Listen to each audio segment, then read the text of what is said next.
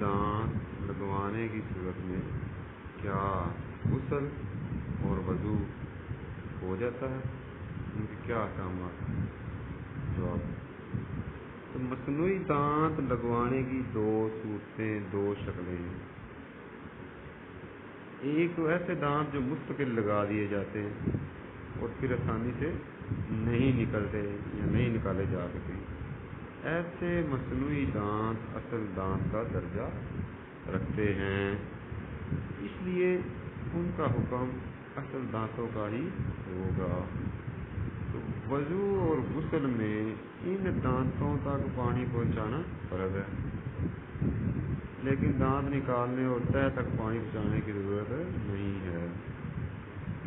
دوسرے ایسے دانت جو مستقل تو نہ لگائے جائیں بلکہ جنہیں حسب ضرورت نکالا یا لگایا جا سکے، اس صورت میں اس وقت تک وضو اور غسل درست نہ ہوگا جب تک ان دانتوں کو نکال کر ان کی اصل جڑوں تک پانی نہ پہنچ جائے۔